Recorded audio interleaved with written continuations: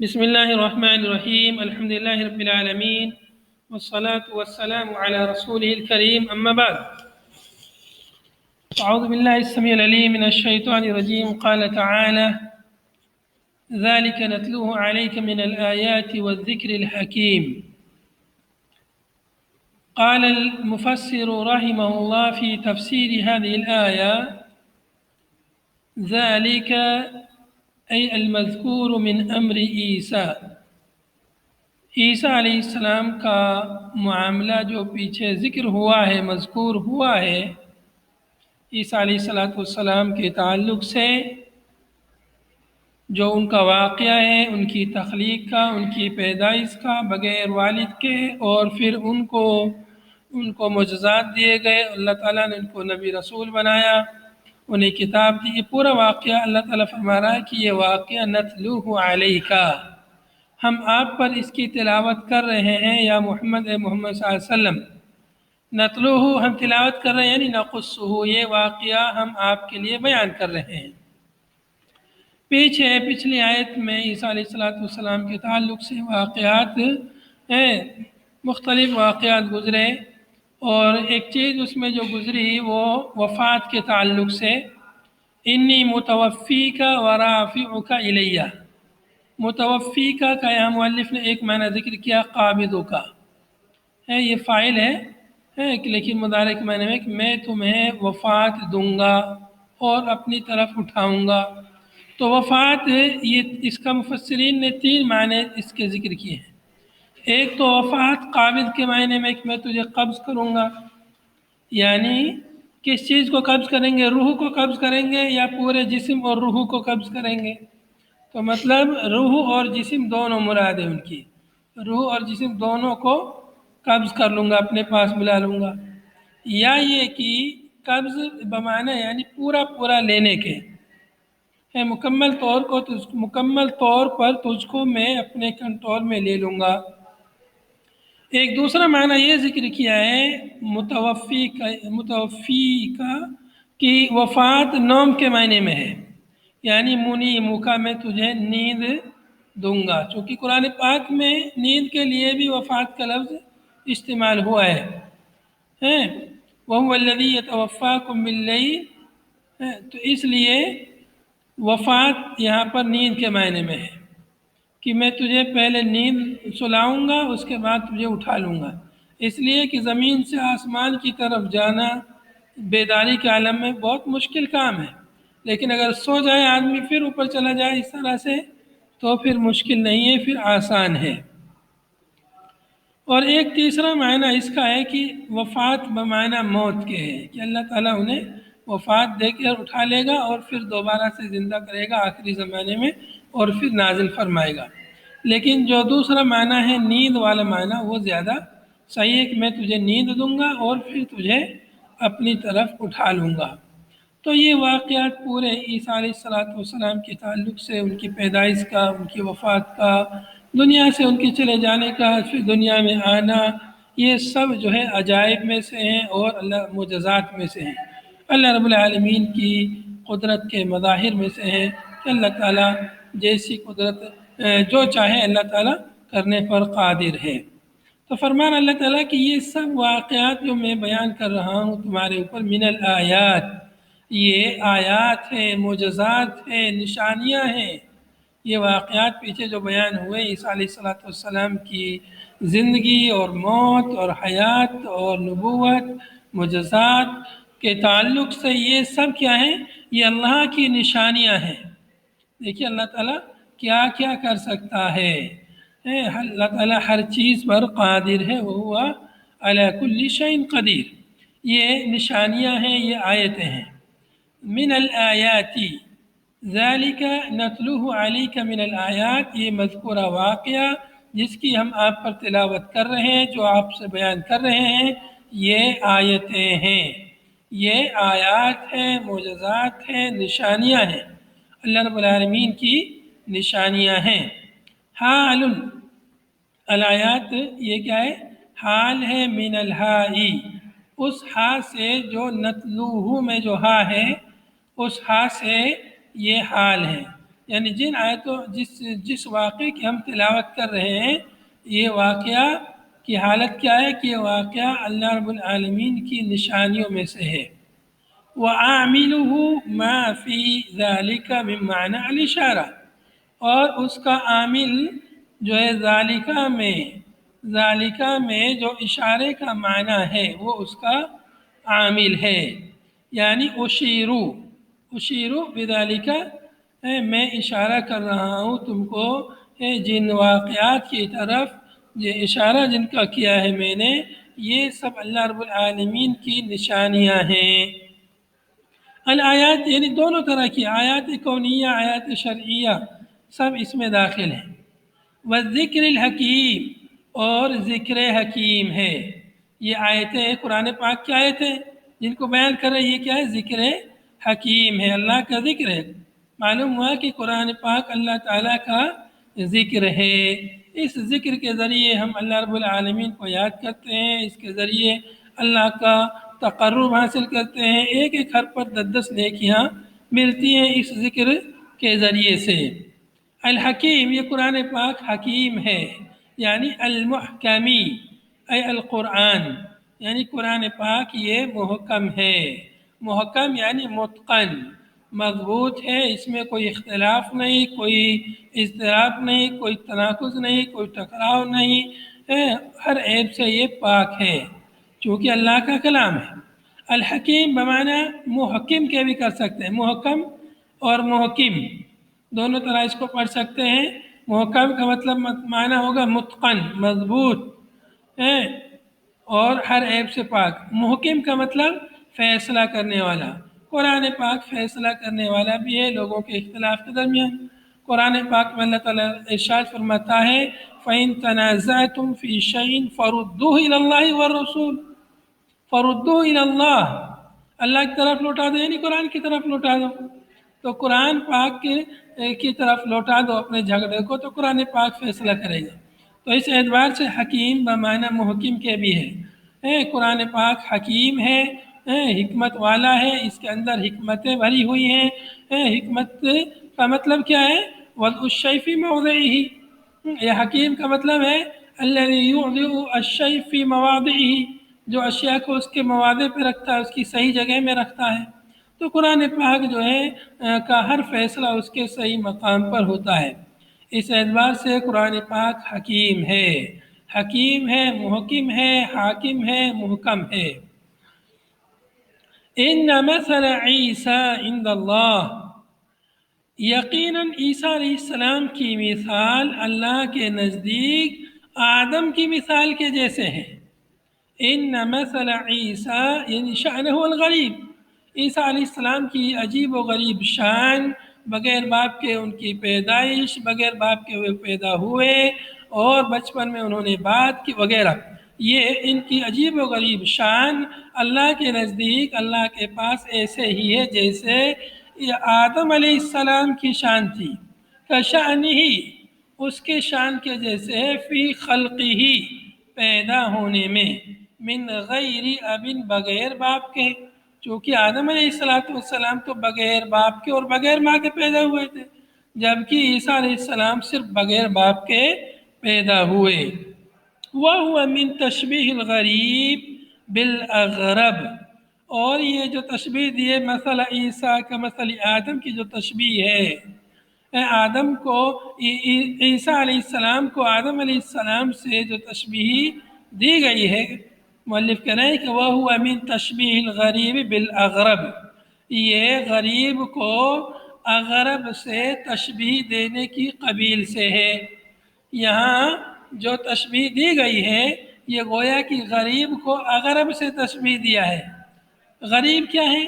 غریب عجیب و غریب شان ہے عیسیٰ علیہ السلام کی، اور اس سے بھی زیادہ غریب یعنی عجیب و غریب، انوکھی، اس سے بھی زیادہ انوکھی اور عجیب و غریب حضرت آدم علیہ السلام کی شان ہے کہ وہ تو بغیر ماں اور باپ کے پیدا ہوئے، آدم علیہ السلام تو صرف بغیر باپ کے پیدا ہوئے، اور یہ عیسیٰ علیہ السلام تو صرف بغیر باپ کے پیدا ہوئے، جبکہ آدم علیہ السلام تو بغیر ماں اور بغیر باپ کے پیدا ہوئے ہیں۔ تو اس طرح سے غریب عجیب و غریب شان ہے عیسیٰ علیہ السلام کی، اس کو تشبیہ دیا ہے ایک اس سے بھی زیادہ عجیب و غریب ہے جو اغرب ہے، یعنی آدم علیہ السلام کی شان سے تشبیہ دیا ہے۔ کیوں؟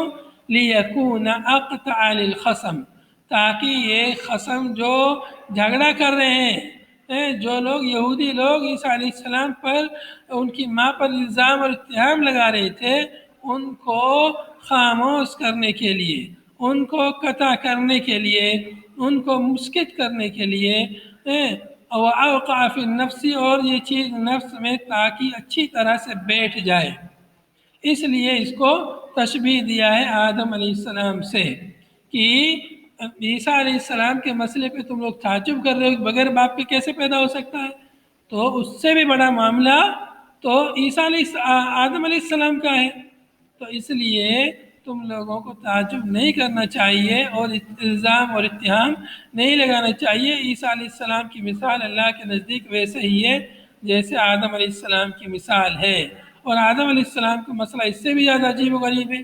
جب تم لوگ اس کو مان لیتے ہو، تسلیم کر لیتے ہو، تو عیسیٰ علیہ السلام کے معاملے کو تسلیم کرنا تمہارے لیے بدرجہ اتم آسان ہے۔ خلقہ اے آدم اے قالبہ، اللہ تعالیٰ نے آدم علیہ السلام کو پیدا کیا من تراب، مٹی سے۔ آدم علیہ السلام کے یعنی قالبہ، ان کے قالب کو، ان کے ڈھانچے کو، ان کے جسم کو مٹی سے پیدا کیا۔ ثم قال له کن بشرا، پھر اللہ تعالیٰ نے اس ڈھانچے سے کہا ہو جا بشر، بن جا تو بشر بن جا، انسان بن جا۔ فیکون ای فکانا، چنانچہ وہ بشر ہو گئے اور انسان بن گئے۔ وکذالک عیسیٰ، اور ایسے ہی عیسیٰ علیہ السلام کا معاملہ ہے۔ قال له، اللہ تعالیٰ نے ان سے کہا کن من غیر اب، ہو جا بغیر باپ کے پیدا ہو جا۔ فکانا، چنانچہ وہ بھی پیدا ہو گئے بغیر باپ کے۔ الحق من ربک، الحق برحق بات تمہارے رب کی جانب سے، یہ جو بات بیان ہوئی ہے یہ برحق ہے تمہارے رب کی جانب سے۔ خبر مبتدع محذوف، یہ مبتدا محذوف کی خبر ہے۔ مبتدا محذوف کیا ہے؟ اے امر عیسیٰ حق من ربک، یعنی عیسیٰ علیہ السلام کا معاملہ بالکل برحق ہے تمہارے رب کی جانب سے، اس میں کسی قسم کا کوئی شک و شبہ نہیں ہے۔ فلا تکن من الممترین، لہذا تم ممترین میں سے نہ ہو جانا۔ شاکین، ممترین الشاکین، شک کرنے والوں میں سے نہ ہو جانا، فی ہی، اس کے بارے میں، عیسیٰ علیہ السلام کے بارے میں شک کرنے والوں میں سے نہ ہونا، یہ بالکل یقینی بات ہے۔ اللہ تعالیٰ نے ان کو بغیر باپ کے پیدا فرمایا، برحق پیدا فرمایا، ایسا نہیں جیسا کہ یہودی لوگ الزام لگاتے ہیں اور ناحق ان کی ولادت کے بارے میں کہتے ہیں، یہ بات بالکل ان کی یہودیوں کی بات بالکل غلط ہے۔ عیسیٰ علیہ السلام اللہ کے حکم سے برحق ان کی پیدائش ہے۔ فمن حاجک جادلک من النصارى، چنانچہ جو شخص آپ سے مجادلہ کرے، محاجہ کرے، جادلک من النصارى، نصارہ میں سے اے محمد صلی اللہ علیہ وسلم جو آپ سے حجت بازی کرے، جو آپ سے جدال کرے، مخاصمہ کرے، فی ان کے بارے میں، عیسیٰ علیہ السلام کے بارے میں، من بعد ما جاءک من العلم، بعد اس کے کہ آپ کے پاس ان کے تعلق سے علم آ گیا ہے، من العلم بامرہ، یعنی بامر عیسیٰ، عیسیٰ علیہ السلام کی شان اور ان کی حقیقت کے تعلق سے آپ کے پاس علم آ گیا، آپ کو معلومات ہو گئی ہے، اس کے بعد اگر وہ آپ سے حجت بازی کریں اور آپ سے محاجہ کریں، فقل لہم، تو آپ ان سے کہہ دیجئے۔ آپ نے عیسیٰ علیہ السلام کے تعلق سے اتنی واضح باتیں بیان کی ہیں، پھر بھی یہ لوگ نہیں مانتے ہیں اور حجت بازی کرتے ہیں کہ نہیں نہیں عیسیٰ علیہ السلام اللہ کے بیٹے ہیں، وہ بندے نہیں، ایسا کچھ حجت بازی کرے، بات نہ مانے، تو کیا؟ فقل لہم، آپ ان سے کہہ دیجئے، تعالوا، آ جاؤ، آپ ان سے کہیے آ جائیے اب میدان میں، ندعو ابناءنا و ابناءکم، ہم بھی اپنے بیٹوں کو بلاتے ہیں، اپنی اولاد کو، اور تم بھی اپنی اولاد کو بلا لو، ونساءنا و نساءکم، ہم بھی اپنی عورتوں کو لے کے آتے ہیں ساتھ میں، تم بھی اپنی عورتوں کو ساتھ میں لاؤ، وانفسکم وانفسکم، ہم بھی آتے ہیں اور تم بھی آ جاؤ، فنجمعہم، پس ہم سب جمع ہو جاتے ہیں، ان کو اکٹھا کرتے ہیں، پھر کیا کریں گے؟ ثم نبتہل، پھر ہم سب لوگ دعا کریں گے. نتضرع فی الدعاء، دعا میں تضرع، دعا میں تذلل، انکساری، خاکساری کے ساتھ، تواضع کے ساتھ اللہ سے ہم سب دعا کریں گے. یعنی ہم اور تم سب مل کر کے دعا کریں گے. یعنی دعا بولے تو بد دعا. فنجعل لعنۃ اللہ علی الکاذبین، چنانچہ ہم کاذبین پر، جھوٹوں پر اللہ کی لعنت بھیجیں گے.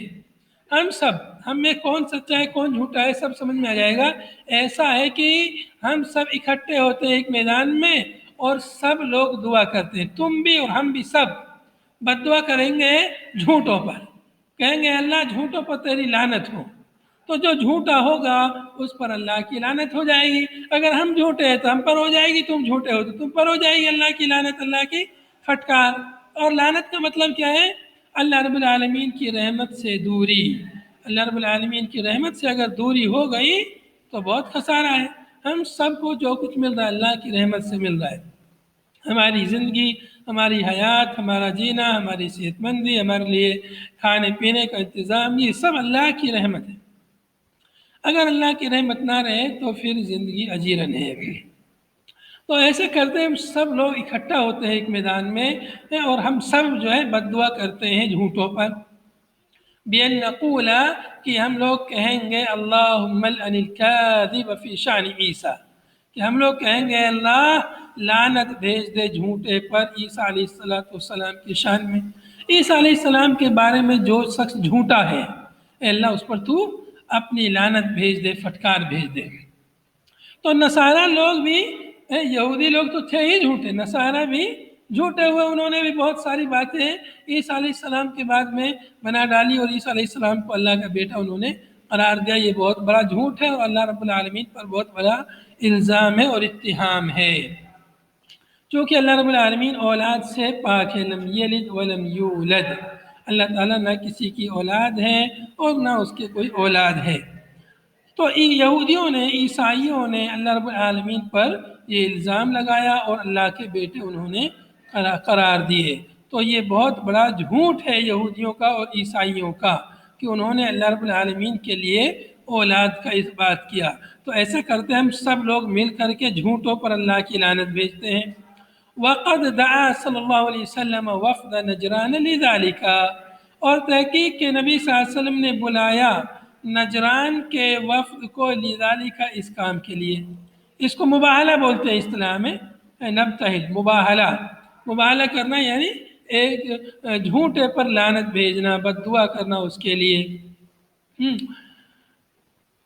لما حاجوہ فیہ، جب انہوں نے نبی صلی اللہ علیہ وسلم سے اس سلسلے میں حجت بازی کی، آپ سے محاجہ، آپ سے مجادلہ کیا، مخاصمہ کیا، جدال کیا، اس وقت نبی صلی اللہ علیہ وسلم نے ان کو اس کام کے لیے بلایا.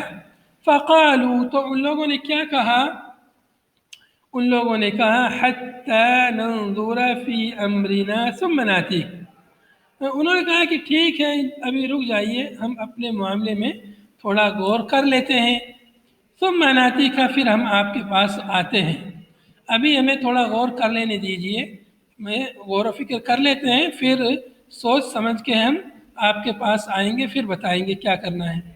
فقال ذو رائہم، چنانچہ ان میں سے جو عقل مند لوگ تھے، ذو رائے تھے، جو صاحب رائے تھے، عقل رکھتے تھے، انہوں نے کیا کہا؟ یعنی ان کے جو اساقفہ تھے، اس کو پادری وغیرہ تھے، انہوں نے کہا لقد عرفتم نبوتہ، تم لوگوں نے اس کی نبوت کو جان لیا ہے، تم لوگ جانتے ہو کہ یہ سچے نبی ہیں. وَأَنَّهُ مَا بَاهَلَ قَوْمٌ نَبِيًّا إِلَّا هَلَكَ، اور کسی قوم نے کسی نبی سے مباہلہ نہیں کیا مگر وہ قوم ہلاک ہو گئی. تو اس لیے تم لوگ جو ہے مباہلہ نہ کرو، یہ نبی ہے، سچے ہیں، اگرچہ ہم لوگ ایمان نہیں لا رہے ہیں، ہم لوگ ہر درمی کر رہے ہیں، لیکن یہ نبی ہیں، سچے ہیں، برحق ہیں. اور اگر ہم کو نہیں معلوم ہے نبی ہے کہ نہیں ہے، لیکن اگر نبی ہوئے ہم نے مباہلہ کر لیا تو ہماری خیریت نہیں. اس لیے کیا کرو؟ مباہلہ نہ کرو. فوادعوا الرجل، وادعوا صالحو، مصالحت کر لو اس آدمی سے. رجل یعنی محمد صلی اللہ علیہ وسلم مراد ہے، نبی صلی اللہ علیہ وسلم. تو ان عیسائیوں کے علماء نے عیسائیوں سے کہا کہ اس آدمی سے مصالحت کر لو، صلح کر لو، مباہلہ نہ کرو، وانصرفوا اور چلو، واپس چلو، مباہلہ مت کرو، وانصرفوا اور چنانچہ وہ واپس چلنے کے لیے ان سے کہا، اپنے شہر، اپنے بلاد میں واپس چلو۔ فَأَتَوْهُ یعنی آپ صلی اللہ علیہ وسلم کے پاس چنانچہ وہ آئے، بعد میں وہ لوگ آئے، فَأَتَوْهُ یعنی فَأَتَوْا الرسول صلی اللہ علیہ وسلم وقد خرج، اس حال میں کہ آپ صلی اللہ علیہ وسلم نکل چکے تھے ان پر بد دعا کرنے کے لیے، وَمَعَهُ الْحَسَنُ وَالْحُسَيْنِ اور آپ کے ساتھ میں حسن، حسین، فاطمہ اور علی یہ آپ کے ساتھ میں تھے، وقال لهم اور آپ نے ان سے کہا تھا، اذا دعوت فامنوا آپ نے حسن، حسین اور فاطمہ اور علی سے فرمایا کہ جب میں ان پر بد دعا بھیجوں فامنوا تو تم لوگ آمین کہنا، فابوا ان یباہلوا چنانچہ ان لوگوں نے مباہلہ کرنے سے انکار کر دیا، منع کر دیا، فابوا ان یباہلوا مباہلہ کرنے سے انکار کر دیا، وہ لوگ آ گئے تھے جس وقت آپ صلی اللہ علیہ وسلم نکلے تھے، چنانچہ مباہلے سے انہوں نے منع کر دیا، وصالحوه علی الجزیہ اور انہوں نے آپ صلی اللہ علیہ وسلم سے جزیہ پر مصالحت کی، جزیہ دینے پر مصالحت کی۔ اور وعن ابن عباس لو خرج الذين يباهلون لرجعوا لا يجدون مالا ولا اهلا ابن عباس سے روایت ہے کہ اگر وہ لوگ نکل جاتے جو لوگ مباہلہ کر رہے تھے، مباہلہ کرنے کے لیے اگر نکل جاتے یہ لوگ، لرجعوا تو یہ لوگ لوٹتے، لا یجدون مالا ولا اہلا تو واپسی میں اپنے گھر پہ نہ بچوں کو پاتے، نہ مال کو پاتے، نہ اہل کو پاتے، گھر والے سب ان کے ہلاک ہو جاتے، ان کا مال برباد ہو جاتا۔ وفی روایت لو خرجوا لاحترقوا اور ایک روایت میں ہے کہ اگر یہ لوگ نکل جاتے تو یہ لوگ جل جاتے، جل کر بھسم ہو جاتے، خاک استر ہو جاتے۔ بعض نسخوں میں اور زیادہ یہاں پر ہے جلالین کے بعض نسخوں میں، نسخہ ہندیہ میں مزید یہاں پر اور عبارت ہے جس کا مطلب یہ ہے کہ ابو داؤد کی ایک روایت میں انہوں نے آپ سے مصالحت کی تھی 2000 جوڑوں پر، مصالحت کی تھی 2000 جوڑے، کپڑے کے جوڑے دیں گے، نصف آدھے جوڑے 2000 میں سے آدھے سفر کے مہینے میں ادا کریں گے اور باقی رجب کے مہینے میں ادا کریں گے، اور ایسے ہی 30 درع اور 30 گھوڑے، 30 اونٹ اور ہتھیاروں کی ہر قسم کی 30 عدد ان لوگوں نے ان سے دے کر کے مصالحت کی تھی، ان لوگوں نے نبی صلی اللہ علیہ وسلم کو دے کر مصالحت کی تھی، ایسا بھی بعض روایتوں میں ہے۔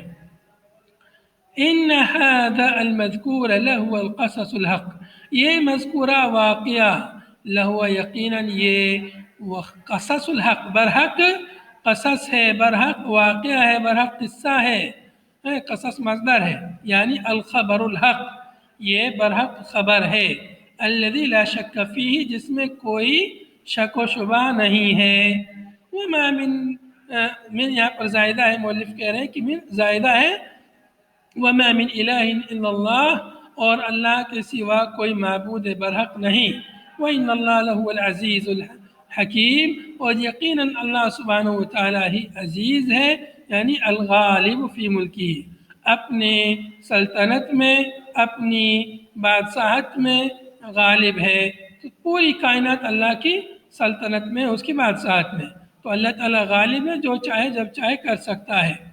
الحکیم فی صنعہ اللہ تعالیٰ حکیم ہے اپنی کاریگری میں، جو کچھ فرق کرتا ہے اللہ تعالیٰ اس کے پیچھے کچھ نہ کچھ حکمت ضرور ہوتی ہے، تو اللہ تعالیٰ کا کوئی کام حکمت سے خالی نہیں ہے، ہر چیز میں اس کی کوئی نہ کوئی حکمت ہوتی ہے۔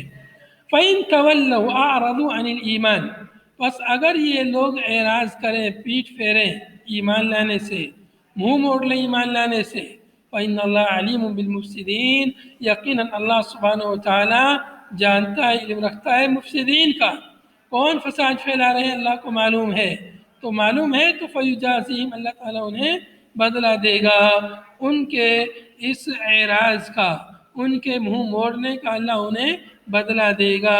وَفِيهِ وُضِعَ الظَّاهِرُ مَوْضِعَ الْمُضْمَرِ یہاں پر ظاہر کو مضمر کی جگہ میں رکھا گیا ہے، ہونا یہ تھا فَإِنَّ اللَّهَ عَلِيمٌ بِهِمْ، اللہ تعالیٰ انہیں جانتا ہے۔ اگر ان لوگوں نے منہ موڑا تو اللہ تعالیٰ کو انہیں علم ہے، اللہ کو سب معلوم ہے۔ تو بہم کے بجائے بالمفسدین کہا، کیوں؟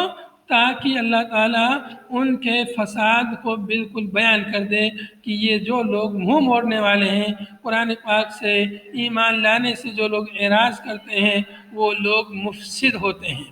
فَإِن تَوَلَّوْا فَإِنَّ اللَّهَ عَلِيمٌ بِالْمُفْسِدِينَ، جو بھی قرآن پاک سے یا ایمان لانے سے منہ موڑے، اللہ کی آیتوں سے اعراض کرے، وہ کیا ہے؟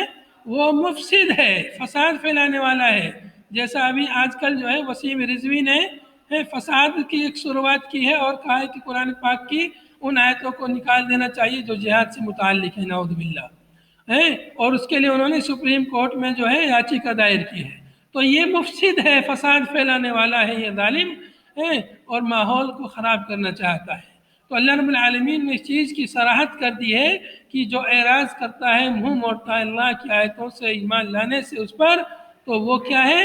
وہ مفسد ہے، اللہ اس کو جانتا ہے، اللہ کو ان کا علم ہے، اللہ تعالیٰ ان لوگوں کو دیکھ لے گا۔ قل یا اہل الکتاب، اے نبی صلی اللہ علیہ وسلم آپ کہہ دیجئے اے اہل کتاب، اے یہود و نصارہ، تعالوا الی کلمۃ سواء بیننا و بینکم، آ جاؤ ایک کلمے کی طرف، اس کلمے کی طرف آ جاؤ جو برابر ہے ہمارے اور تمہارے درمیان۔ سوائن مصدرن، یہ مصدر ہے بمعنی مستوین، مستوی کے معنی میں ہے یعنی امرات جس کا معاملہ مستوی ہے، برابر ہے ہمارے درمیان، یعنی کلمہ توحید لا الہ الا اللہ، اللہ کے سوا کوئی معبود برحق نہیں، یہ کلمہ تورات میں بھی ہے، انجیل میں بھی ہے، زبور میں بھی ہے، قرآن میں بھی ہے، سب میں یہ کلمہ ہے۔ آؤ سب مل کر پہلے اس پر عمل کر لیتے ہیں جو ہمارے اور تمہارے درمیان کامن ہے، جو ہمارے اور تمہارے درمیان مشترک ہے، جو برابر ہے، جس میں کوئی اختلاف نہیں ہے، آؤ پہلے اس پر عمل کر لیتے ہیں۔ لا الہ الا اللہ، اللہ کے سوا کوئی معبود ہے برحق نہیں، آؤ پہلے اس پر عمل کر لیتے ہیں۔ اللہ نعبد ہی، وہ کلمہ کیا ہے؟ اللہ نعبد الا اللہ، کہ ہم اللہ کے سوا کسی کی عبادت نہ کریں، ہم عبادت نہ کریں مگر اللہ کی، وَلَا نُشْرِكَ بِهِ شَيْئًا، اور ہم اللہ کے ساتھ کسی کو شریک نہ ٹھہرائیں۔ یہ کلمہ مشترک ہے، کامن ہے، تورات میں بھی، انجیل میں بھی، زبور میں بھی، قرآن میں بھی، اور تمام مذاہب میں یہ چیز مشترک ہے۔ وَلَا يَتَّخِذَ بَعْضُنَا بَعْضًا أَرْبَابًا مِّن دُونِ اللَّهِ، اور نہ بنائے ہم میں سے بعض کو رب، من دون اللہ، اللہ کے علاوہ، اللہ کے علاوہ ہم کسی اور کو رب نہ بنائیں، اللہ کے علاوہ ہم میں سے بعض کو رب نہ بنائیں۔ کیسے؟ کَمَا اتَّخَذْتُمُ الْأَحْبَارَ وَالرُّهْبَانَ، جیسا کہ تم نے احبار کو اور رہبان کو تم نے رب بنا لیا تھا، تم نے انہوں نے جس چیز کو حلال قرار دیا، حرام کو حلال اور حرام کو حلال اور حلال کو حرام انہوں نے قرار دیا تمہارے علماء نے، اور تم نے اس کو مان لیا، تو یہ رب بنانے کے مترادف ہے۔ تو جو شخص بھی اللہ کی حلال کردہ چیزوں کو حرام قرار دے یا حرام کردہ چیزوں کو حلال قرار دے تو گویا کہ وہ ربوبیت کا دعویٰ کر رہا ہے، اور جو اس کی بات کو مانے گویا کہ وہ اس کو رب مان رہا ہے۔ یہ اللہ تعالیٰ نے صراحت کر دی ہے، اتخذوا احبارا ورهبانا اربابا من دون اللہ۔ تو جب ان لوگوں نے، جب یہ آیت کریمہ نازل ہوئی تھی تو ایک صحابی نے جو پہلے اہل کتاب میں سے، تو اس نے سوال کیا اللہ کا رسول انہوں نے تو رب نہیں بنایا تھا، تو نبی صلی اللہ علیہ وسلم نے فرمایا کہ ایسا نہیں کہ انہوں نے اللہ کی حلال کردہ چیزوں کو حرام قرار دیا اور حرام کردہ چیزوں کو حلال قرار دیا تو تم لوگوں نے مان لیا، تو اللہ یہی رب بنانا ہے۔ کیوں رب بنانا ہے؟ اس لیے کہ حلال کرنا اور حرام کرنا یہ صرف اللہ کا اختیار ہے، یہ تو نبی کے لیے بھی جائز نہیں ہے کہ کسی حرام کردہ چیز کو حلال کریں یا حلال کردہ چیز کو حرام کریں۔ اللہ تعالیٰ نے، اللہ کے نبی صلی اللہ علیہ وسلم نے جس وقت شہد کو اپنے اوپر یعنی منع کر دیا تھا، شہد نہیں پیوں گا، تو حالانکہ آپ نے حرام نہیں قرار دیا تھا، لیکن لوگ تو یہی سمجھتے ہیں کہ نبی صلی اللہ علیہ وسلم نے اس کو نہیں پیا، اپنے اوپر منع کر لیا تو لوگ حرام سمجھ لیتے۔ تو اللہ تعالیٰ نے قرآن پاک میں آیت نازل فرما دی، یا ایھا النبی لما تحرم ما احل اللہ لک، اے نبی صلی اللہ علیہ وسلم آپ اس چیز کو کیوں حرام قرار دیتے ہو جس کو اللہ نے حلال قرار دیا، تو حلال و حرام کا اختیار صرف اللہ کے پاس ہے۔ فَإِن تَوَلَّوْا اگر تم اعراض کرتے ہو، اعرضوا عن التوحید اگر توحید سے اعراض کرتے ہو، فقولوا آپ تو کہہ دو انتم لہم فقولوا اشہدوا بأننا مسلمون تو تم کہو کہ تم گواہ رہو کہ ہم مسلمان ہیں، موحدون ہم موحد ہیں، ایک اللہ کی عبادت کرنے والے ہیں، اللہ کو ایک جاننے والے ہیں، اپنے رب اپنے معبود اپنے الہ کو ایک مانتے ہیں، اس کے ساتھ کسی کو ہم شریک نہیں ٹھہراتے، ہم مسلمان ہیں، اللہ کے سامنے سر تسلیم خم کرتے ہیں۔ هذا وصلى الله وسلم على نبينا محمد وعلى آله وصحبه أجمعين سبحانك اللهم وبحمدك نشهد أن لا إله إلا أنت نستغفرك ونتوب إليك والسلام عليكم ورحمة الله وبركاته.